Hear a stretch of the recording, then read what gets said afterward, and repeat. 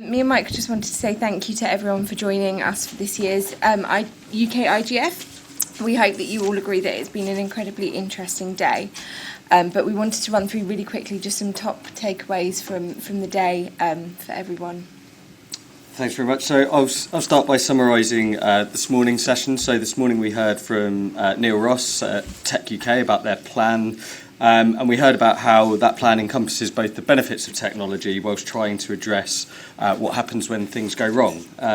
We also heard about challenges around skills adaptation, scale up for SMEs and micros, improved use of technology within public services, particularly within the NHS and Ministry of Justice, and improving access to data.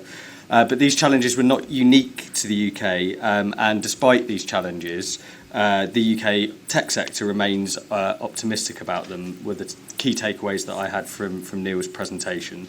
Moving to the panel that we had on data protection in an AI-driven world, I mean, one of the things that really struck me throughout the course of the day really was that we're having conversations this year that we wouldn't have had last year.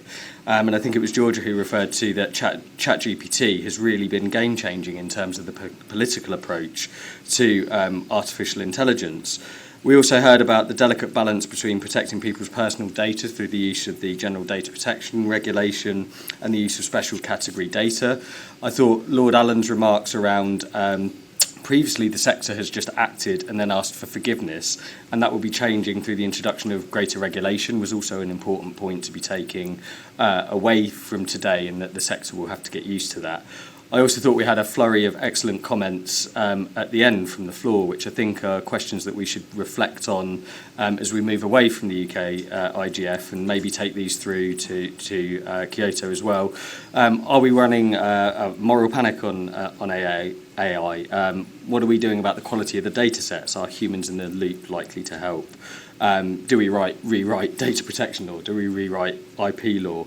And what are the ethics around the regulation here? All some massive questions. So I think we came away from that session with more questions than answers.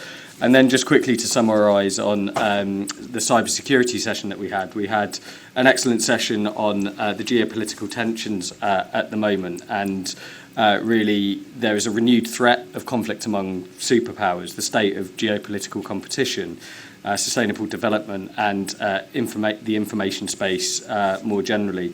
I thought Boyana made some excellent points around data sharing, about how this is incredibly important for enabling participation. The regulation of data sets, data can create fragmentation, and it's also a major asset but creates risks for people handling data as well. And I particularly was struck by the comments that she made, and I think this was a nice phrase, was a new deal for data, one that moves us beyond adequacy and to more multilateral arrangements.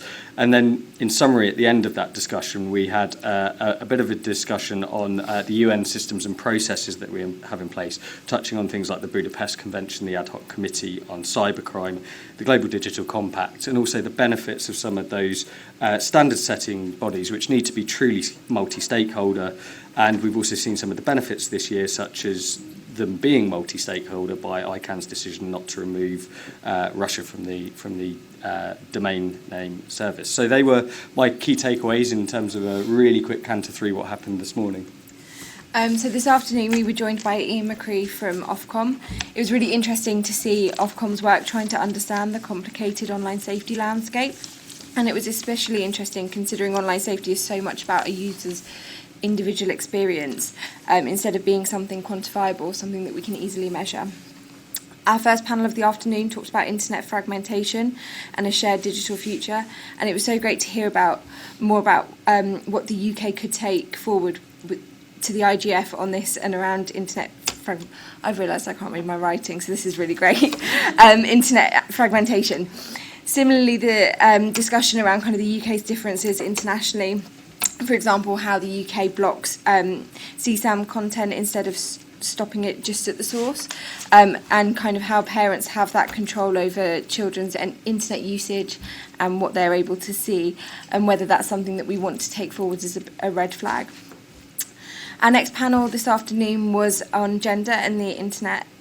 It was really interesting to explore a bit more deeply the flow between both online and offline harms, and how solutions may not always be perfect and a good idea, considering that the regulation that they stem from can often be biased itself.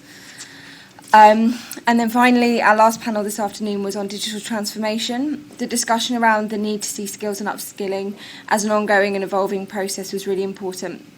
And it was really interesting to see how the panel discussed about how it should be looked at a bit more holistically, talking about barriers being not just to digital skills, but also lack of devices or lack of internet. It was also a really good point was made that school leavers nowadays have 5 decades worth of work ahead of them. So it was interesting to see how the panel discussed how we can continue that upskilling through people's individual career journeys. And then finally, we heard from the Minister, and his comments around the importance of conversations like this really resonated. It really brings to the forefront the importance of us all gathering together to discuss these issues that we have done today, to share experience and expertise on the topics. So today's discussion will be summarised in slightly more legible notes made available on the UK IGF website, and will be submitted formally to the IGF, which will be taking place between the 8th and the 12th of October in Kyoto, Japan. We'll also be making the recording of the panel sessions available at the end of this week on the website, and I'd just like to take this opportunity to also thank ICANN, Nominet and the IGF steering group for all of their work on this event today. And finally, just to wrap up, if you'd like to join the UK IGF Steering Committee or contribute to next year's panels, we'd love to have you along. So please email us at info@ukigf.org.uk. That was a bit of a mouthful. And Nominet as the Secretariat, and we will liaise with you on that. So that leaves me to formally close this year's UK IGF, and I hope you will all join us for drinks and nibbles all the way downstairs, all the way to the bottom of the stairs, I'm told, to network and continue the discussion from today. And thank you very much for coming along.